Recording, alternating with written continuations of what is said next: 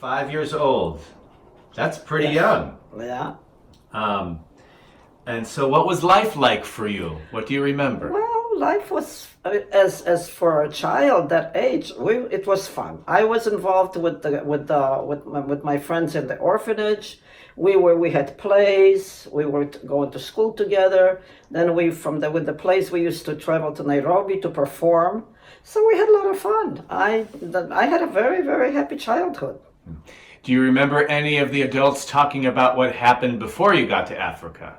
Oh yes. Well, my mother always, told us, what happened, and my brothers. I don't remember anything from Poland or from Siberia. Right. So I heard the stories, and it was very, very sad stories. Yeah. So did it surprise you when you heard them? Because you don't remember any of that. Well, in a way, I wish I could, a little bit, because it would be nice. I don't remember my father. I don't remember my sister that died there. But, it was very interesting and very sad. Yeah.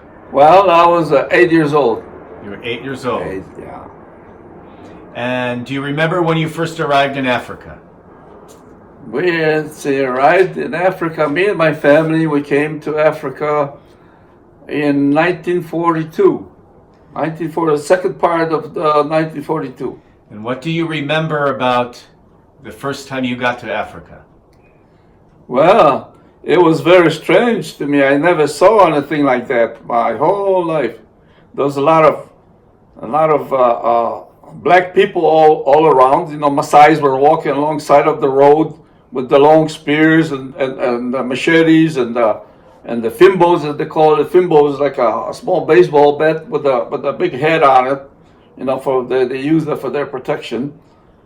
And it's the everything. The plants look different that we were accustomed to, and pretty much jungles were not too far away from the camp where we supposed to be.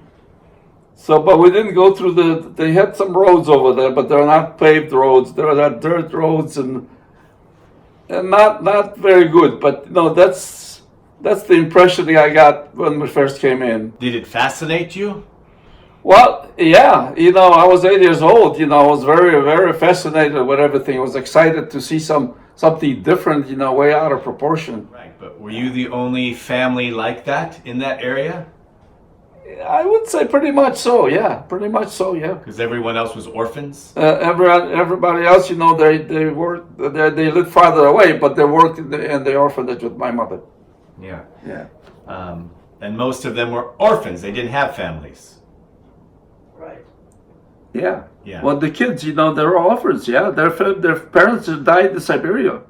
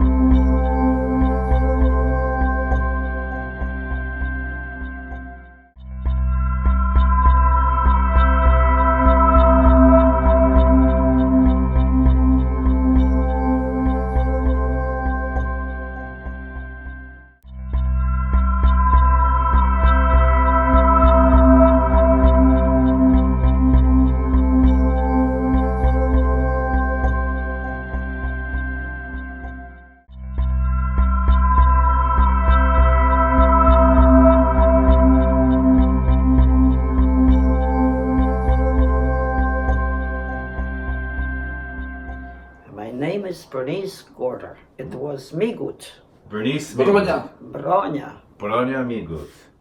And how many brothers and sisters did you have? I had 4 brothers and 2 sisters. Name them.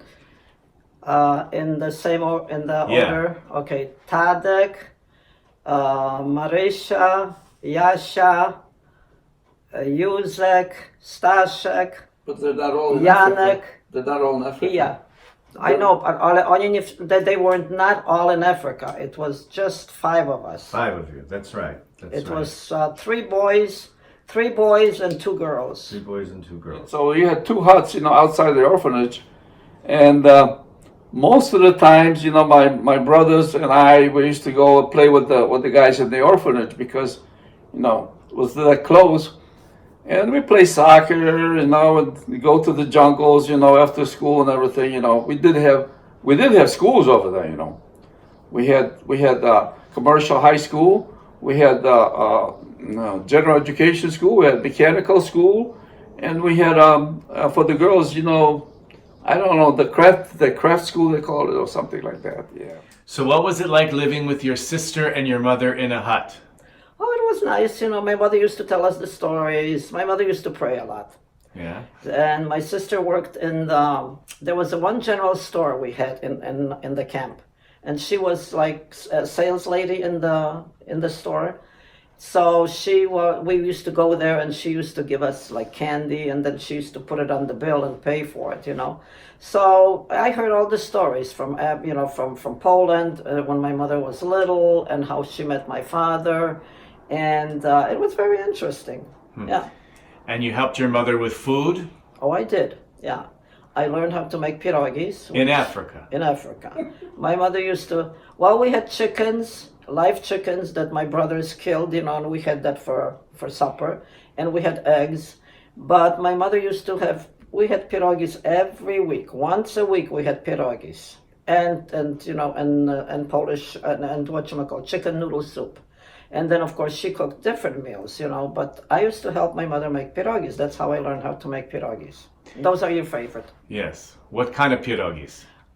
We used to make them with potatoes, with cheese, which are ruske, and then with kapusta and farmer's cheese, sauerkraut and farmer's cheese. Wow. Every Friday night? Every Friday we had pierogis. And so your mother taught you how to make pierogis in Yes, she Africa? did. Yes, she did. Wow. Wow. And what other foods did you eat? Somebody said monkey brains. Well, we had that, yeah. And Monkey brains. Well, I don't know if it was monkey or cow's brains. I think it was from the cow, or maybe monkeys, but it was very good. My mother used to fry it with onions, with not butter but lard, and fried onions. It was very good. We had meat over there too, because they had like a cooler that they were hanging the meat in there, and the walls in the cooler were filled with coal, and they used to water that every day to keep it cool. So we had the meat there too. We had chickens, we had beef. Yeah, throughout East Africa, there was 22 camps, and our camp was the biggest one, Camp Tengeru, and we had about 4,000 people. A little over 4,000 people in there. All Polish people. All Polish people from all Siberia. Polish refugees. All Polish people from Siberia, yeah. And so you went to school and you played with other folks in the orphanage? Yeah, we went to school in the morning, and then in the afternoon, we had to lay down, from 1 to 3. Everybody had to be inside the hut because the hut was so powerful. People get the sunstrokes. The heat? The heat from the sun.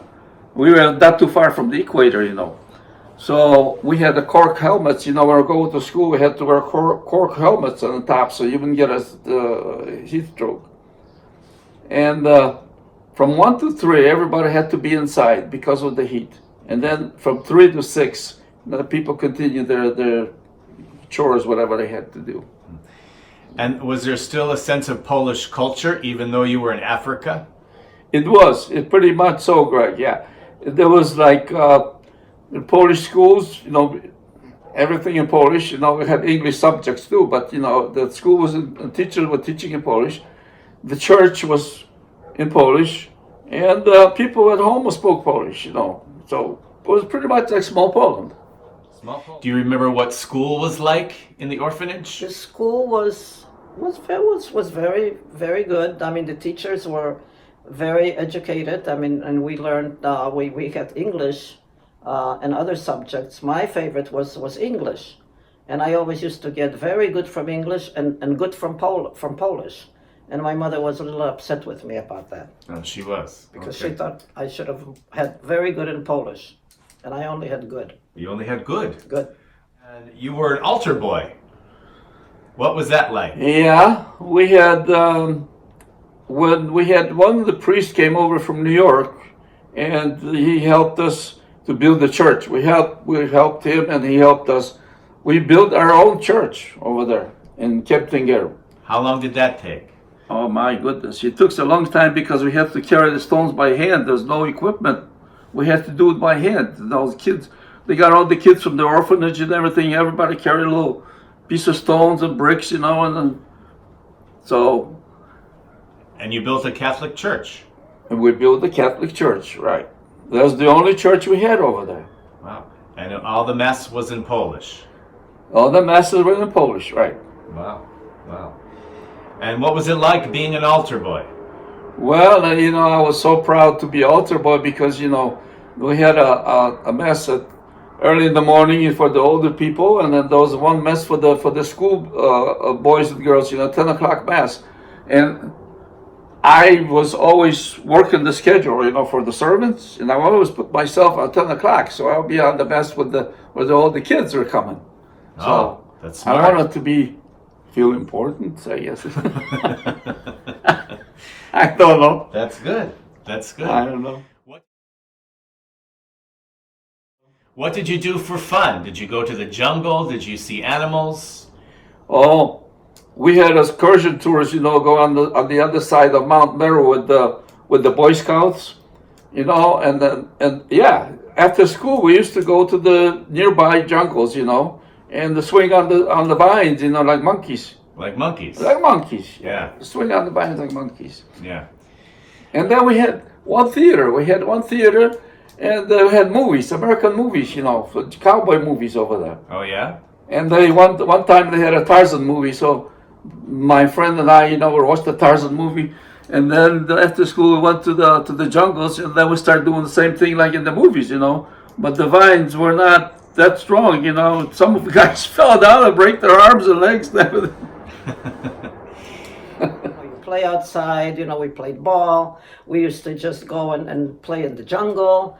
And I remember this one time when I was in the jungle, like John was saying that they were on the vine, you know, pretending they were Tarzans. Yeah. Well, we decided to do that too.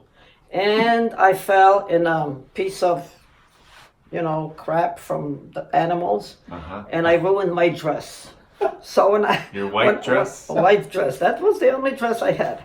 And then when I fell into it, of course, you know, I was a mess. I came home and I got a little beating from my mother, you know, because that was the only dress I had. She had to clean it, and she didn't want us to go to the jungle to begin it. It was dangerous, but we did. You know, as kids, you sneak out and you do what you want to do. Right, right.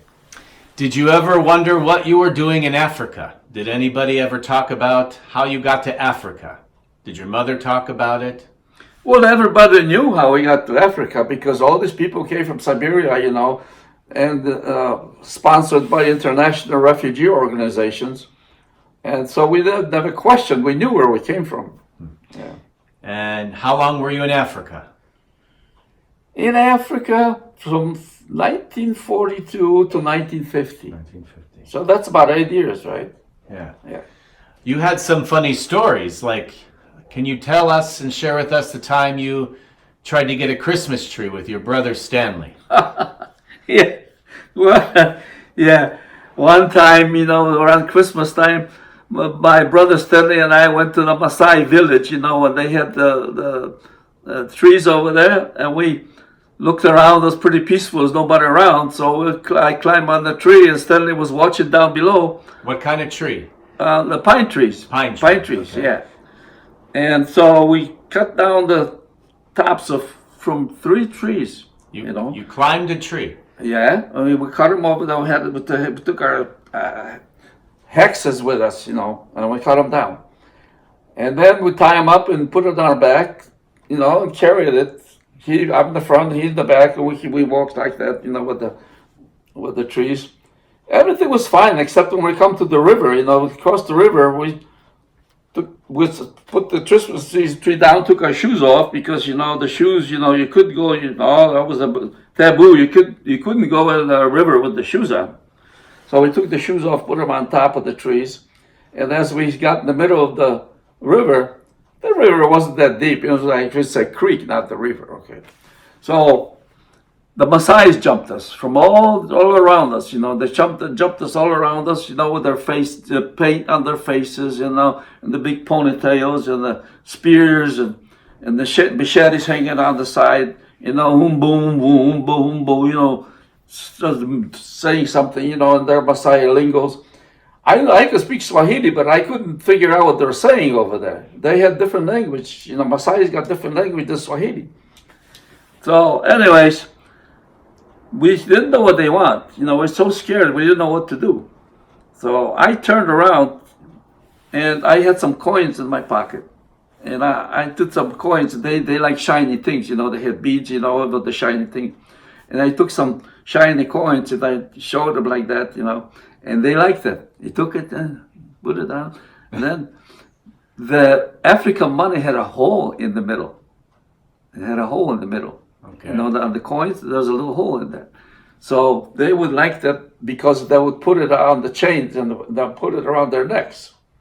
So I gave them some money, and they took our shoes off, and we were scared stiff, but they let us go. Did you keep the Christmas trees? Well, we took one and we sort of traded in the other one, but when we got home, my mother was very rough with us. What'd she do? She was really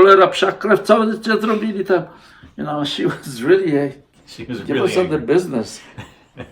But you had a Christmas tree that Christmas. Yeah, we had a nice Christmas tree. But no shoes. No shoes. No shoes. Well, then we got shoes some later on because the sending people were sending packages from United States, to the orphanages, and we got some used shoes, Okay. Some of the shoes were so probably old, they'll rub the blisters on your feet, but we had the shoes. You had the shoes. We had the shoes. Okay. Oh, well, well, we had those cyclones, from the weather when it was real windy, and it was just going around and around. It picked me up in the air about maybe 10 feet up or whatever it was. I thought it was fun. I enjoyed it. And then, of course, it dropped me to the ground, But it lasted like maybe, 5 minutes or so, and I was all the way up flying around. For I 5 thought that was minutes? fun. Yeah. Well, maybe less than that, But, I don't know. I don't remember exact, time, but Yeah. but it was fun. I thought it was fun.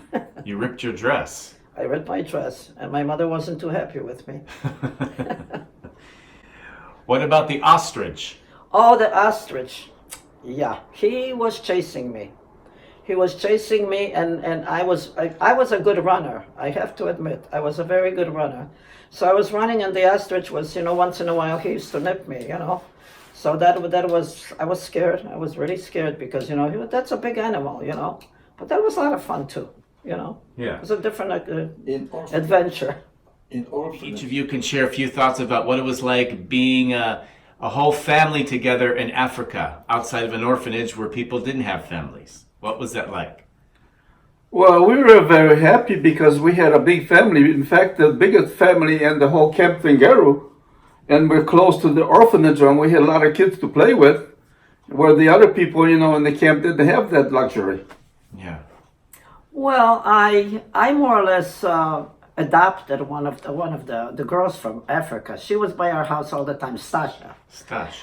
And she was like a part of our family all the time because the girls used to would say, oh, you're lucky you have your mother here and your brothers and sister, And and sometimes they used to come over and play, and by our house because we had a banana tree, and we were trying to, to get the bananas.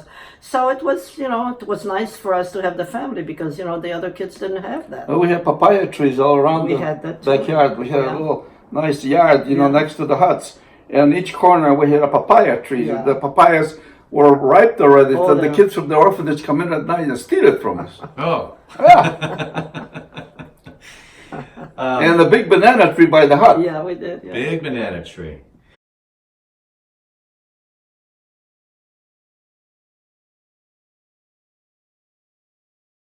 Polish refugees living in Africa Yeah. in the 1940s isn't commonly known in history books. Why do you think that is?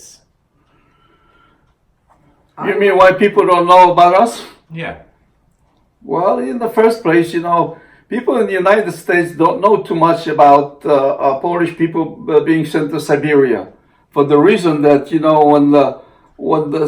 when Stalin became an ally with the United States against Hitler, they sort of the people in this country over here, they didn't want to say too many things against the Stalin, because he was an ally, he was a friend, so they covered up the story. It was all covered up. Right, right. People didn't know about us. Right, right. And why do you think it's important for people to know about it now? Well, you hear so much about the Holocaust, Jewish people, how they suffered from Hitler and all this, but you don't hear too much about how we suffer from Stalin. We probably suffered just as much as they did, but the world didn't know about it. Well, it would be very, very important for in a history to put that in a history, so people would know it's not only about one nationality, but I mean, Polish people, are not weren't exposed to to all that information. That's the chapter in the history that's missing from the Second World War. It should be added for the young generation to study and to know that. Stalin deporting Polish people. Yes. Yeah. Yeah. Yeah. Looking back, do you feel that you had a very good childhood in Africa? I did. Oh, I had a great time. Yeah, we had a Yeah. good time. Oh, I even had a girlfriend before I went to the United States. Really? Yeah. What was her name? Basha, How old were you? 17. 17? 16 16. when we left kept together on the way to United States. Huh. Well, I was too young to have a boyfriend. You were too young to have a boyfriend. Yeah. But you had a girlfriend. You know what? When I had a malaria in Africa, mostly everybody had it once. When I was in the hospital, we had hospital in our camp too. So when I was in the hospital, they come in to check. The nurses check you every day. They put a thermometer in your mouth to see if you had a fever. If you had a fever, you wouldn't get some milk, warm milk to drink. So we used to take a thermometer, instead of putting down in the right place, we took it outside the tongue so that it wouldn't register too much. So we get some milk. And then in the evening, I made up the bed, put some pillows under the blankets, and I went to see Basha. I had a date with her. Oh, I didn't know about that. Yeah. And then What did you do? we walked to the by the monkey forest, sometimes they have the moonlight, the nice Oh. things, but I was so, I was an altar boy, I was so afraid, to say anything. And she said, "Oh, you little child, you can do whatever you want with me today." And I said, "Yeah." And I tried to kiss her. And she laughed so hard. She was shipped to Australia. She went to Australia with her family. Basha. Basha, yeah. Did you ever find her? No. I think I wrote a couple letters, after I came to the States. But, we exchanged a few letters, but... If there's one thing you could tell people about having grown up in Africa and having the experience you had, what would it be? That was a really, really a big adventure and very interesting life, because life in general is not in the wilderness like we were, more or less, and we didn't have the running water, we didn't have all the luxuries like we have, like majority of Very the earth primitive has. life. Very primitive, yeah. But the problem, not the problem, but the thing was that everybody came from the same situation. Right. Everybody was poor. Everybody was Siberia. Everybody was Polish. Everybody was Catholic. You know, and so we had a lot of things in common. Yeah. You know, everybody was happy. It's like a one big family. Yeah, it's true. So it was one of the greatest experiences of your life. Yes, sir. One of the greatest. It was. Yeah. Yeah. Good memories.